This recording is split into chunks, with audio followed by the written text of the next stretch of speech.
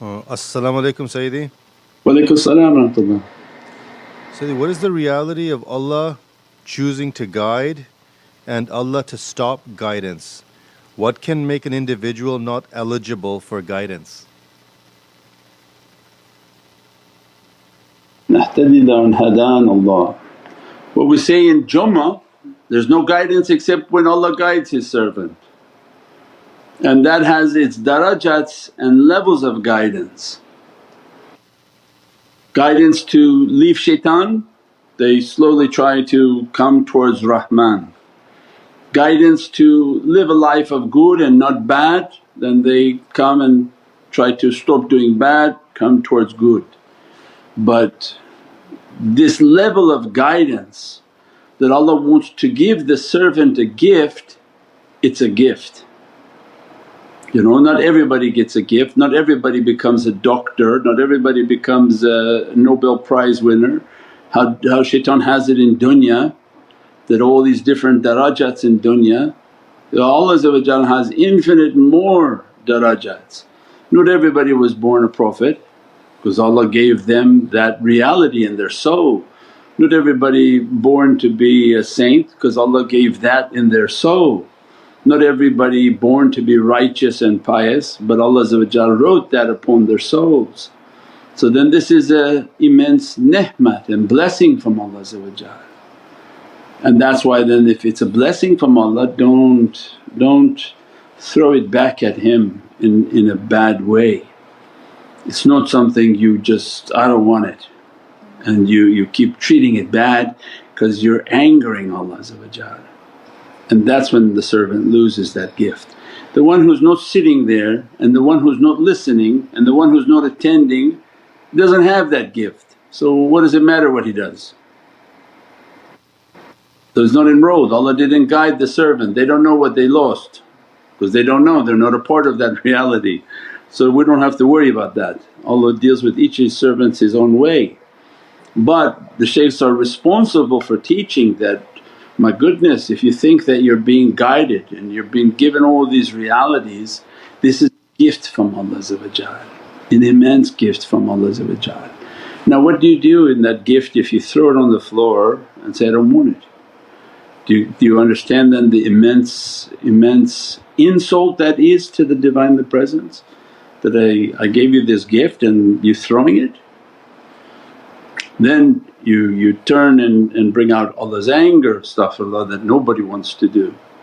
And that's why the shaykhs keep teaching, this is a gift, this is not your cleverness that you turned on to this or you saw this post or you saw that. But once you find out later in life, it's Allah's gift, this guidance. I'm giving you the greatest gift I can possibly give you, the love of Prophet.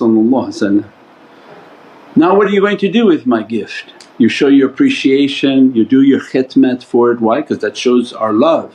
Ya Rabbi, thank you for this guidance, and I go out and I feed and do good and do all these good deeds. Why? To show Allah how much I'm thankful for the gift of guidance, how it blessed my life, blessed my eternal soul, blessed my eternal journey into the realms of realities, which I can never thank Allah enough, nor can I ever do anything to show my true gratitude.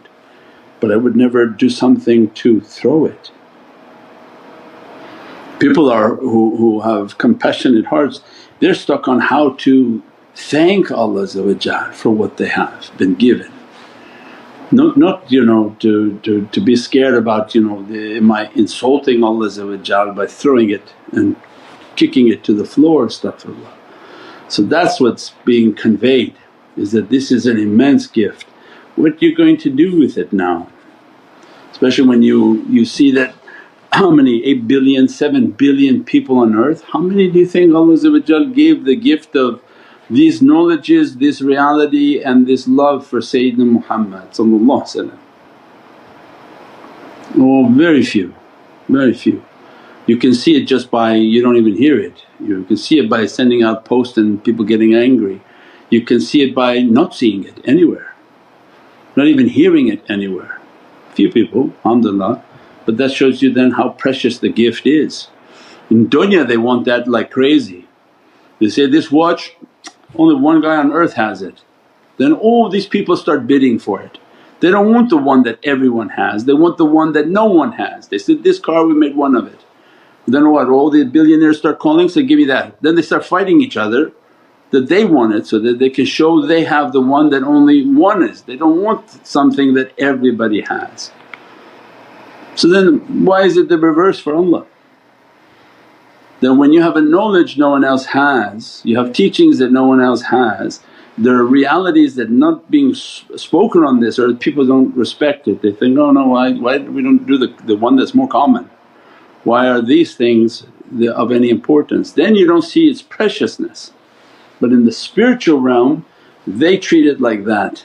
Why? Because as soon as they speak on these realities, all of the spiritual beings have to attend, because for them those are like jewels, precious jewels, that they place the value on it and they attend to these understandings and these majlis. And the shaykh's speaking a lot for their understandings because they're of a spiritual nature and they absorb the realities. But the physical people, the dunya people, they don't really understand. They would rather have what Mawlana Shaykh describes, if you go to a child and say, would you like this $100 or would you like this chocolate? The child would say, I want the chocolate please, because it doesn't have an understanding of the $100. So spiritual gems are rarely understood by physical people. It's the spiritual beings that are all around waiting for the realities. For them these are very valuable precious jewels that they cherish, and they can take a drop of it and expand its infinite realities and capacities, inshaAllah.